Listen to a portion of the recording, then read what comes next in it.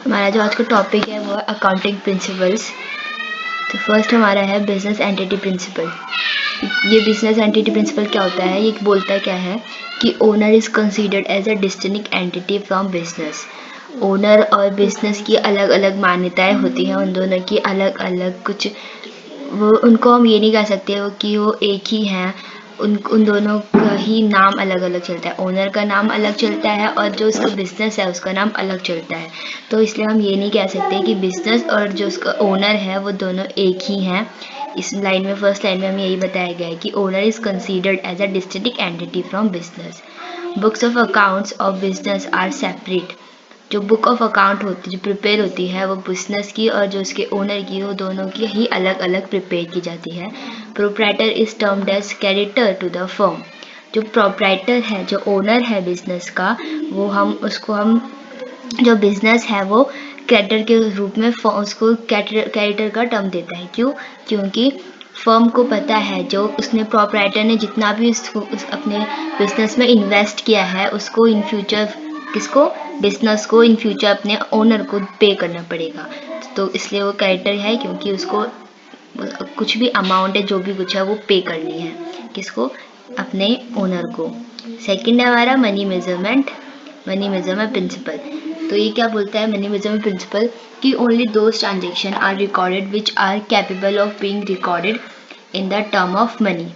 हम उन्हीं ट्रांजेक्शन को रिकॉर्ड करेंगे अपने बुक ऑफ अकाउंट में जो या तो कैपेबल है रिकॉर्ड करने के लिए, मतलब जिनको हम ऐसे ट्रांजेक्शन जिनको हम मनी के टर्म में मेज़र कर सकते हैं, हम उन्हीं ट्रांजेक्शन को अपने बुक ऑफ अकाउंट में रिकॉर्ड करेंगे।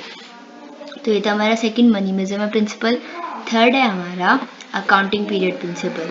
अब ये क्या बोलता है कि बोलता है entire life of business divided into small terms intervals to find out the position of business. ये बोल रहा है कि जो बिजनेस की एंटायर लाइफ है, अब बिजनेस ये तो है नहीं कि वो आज चलेगा और कल बंद हो जाएगा तो जिससे हमें अपनी फाइनेंशियल पोजीशन निकल जाएगी, नहीं, ऐसा नहीं है। बिजनेस एक बार स्टार्ट हो गया तो हमको नहीं पता कि उसको वो कब तक चलेगा, कितना चलेगा। तो हम अपना फाइनेंशियल पोजीशन निकालने के लिए, अपनी पोजीशन फाइंड आउट करने के लिए क्या करते हैं, अपने बिजनेस की लाइफ को छोटे छोटे टर्म्स में डिवाइड करते हैं, जो मेनली कितने मंथ्स का होता है, 12 मंथ्स का होता है। इस पर्पस के लिए 12 months are usually adopted for this purpose. Accounting period को जो 12 मंथ्स में डिवाइड किया गया है वो उसका मेन पर्पस यही है कि हम क्या कर सके, find out the position of business. तो थर्ड हमारा ये था अकाउंटिंग पीरियड प्रिंसिपल। फोर्थ हमारा फुल डिस्क्लोजर प्रिंसिपल। तो ये प्रिंसिपल क्या बोलता है कि all significant information should be completely recorded. जो भी इंफॉर्मेशन है किसके रिगार्ड्स, बिजनेस से रिलेटेड, उससे जितने भी रिलेटेड ट्रांजेक्शन है उसको हम सब कुछ बताना चाहिए, सब कुछ डिस्क्लोज करना चाहिए और जितनी भी इंफॉर्मेशन है उनको क्या करना चाहिए, कंप्लीटली रिकॉर्ड करना चाहिए। तो ये फोर्थ था फुल डिस्क्लोजर प्रिंसिपल। फिफ्थ है मटेरियलिटी प्रिंसिपल। अब ये प्रिंसिपल क्या होता है कि any information that can influence the decision of an informed investor is known as materiality concept. जो ये क्या बोल रहा है कि जो हमारा ये इन्वेस्टर है वो पढ़ा लिखा है और वो हमारे फर्म में, हमारे बिजनेस में अपने कुछ पैसे इन्वेस्ट करना चाहता है और उसको अगर कहीं से ही खबर पता चली कि इसका अभी तो कुछ लॉस हुआ था, तो क्या वो फर्म में अपना पैसा इन्वेस्ट करेगा? नहीं करेगा। क्यों नहीं करेगा? क्योंकि उसको पता चल गया कि ये तो अभी इनका भी जो लॉस है ये अभी तक इन्होंने पे नहीं कर पाए हैं, जो इनका भी लॉस हुआ था ये अभी तक उससे उभर नहीं पाए हैं। तो वो तो क्योंकि वो उसको ये बात पता चली है तो ये अब तो अपना वो जो इन्वेस्टर है वो अब नहीं करेगा उसमें इन्वेस्ट। तो यही है कि any information that can influence, कोई भी ऐसी इन्फॉर्मेशन जो उसको जो हमारे डिसीजन जो हमारा क्या इन्वेस्टर डिसीजन लेगा उसको इन्फ्लुएंस कर सकती है, उसको आकर्षित कर सकती है, वो क्या कहलाता है, मटेरियलिटी कंसेप्ट। और जो ये है ये प्रिंसिपल इसलिए क्या कहलाता है, मटेरियलिटी प्रिंसिपल। तो ये था हमारा मटेरियलिटी प्रिंसिपल। सिक्स्थ हमारा प्रूडियंस और conservatism principle. It is a policy of playing safe. All anticipatory losses should be recorded, whereas all anticipated gains should be ignored. मतलब एक ऐसी पॉलिसी है जिससे हम क्या कर सकते हैं, प्लेइंग सेफ रह सकते हैं. इसमें बोला गया है कि जितने भी हमारे क्या है, लास्ट टाइम में देखो क्या लिखा हुआ है कि all anticipated gain should be ignored. जितने भी हमारे गेन्स है, जो हमें लगता है इन फ्यूचर हमें इस चीज़ से गेन मिलेगा, कुछ मिलेगा, हमें अमाउंट मिलेगा या कुछ भी होगा, हमारा फ़ायदा होगा, तो हमको उसको लेकर खुश नहीं होना चाहिए.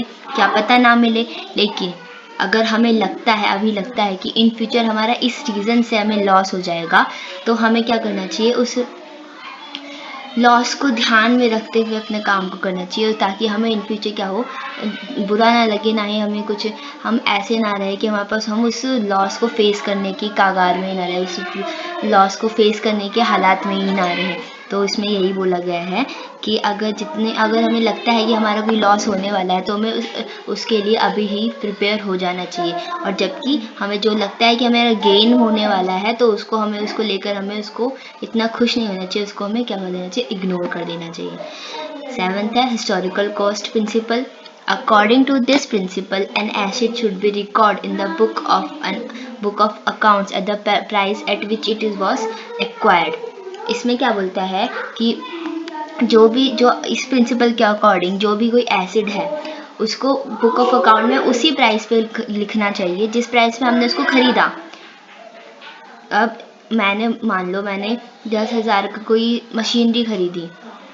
अब मेरे को क्या करने के लिए बोल रहा है, इस प्रिंसिपल के अकॉर्डिंग क्या करने के लिए बोल रहा है कि जो मैं अपना बुक ऑफ अकाउंट दिखाऊंगी, उसमें मैं चाहे मैं आज दिखाऊं या वो 1 साल बाद, लेकिन उसमें जो मशीनरी का प्राइस होगा वो 10,000 ही लिखा होगा. भले ही उसमें डेप्रिसिएशन चार्ज लगेगा, लेकिन जो मशीनरी का प्राइस होगा, एक्वायर्ड प्राइस होगा, वो 10,000 ही रहेगा.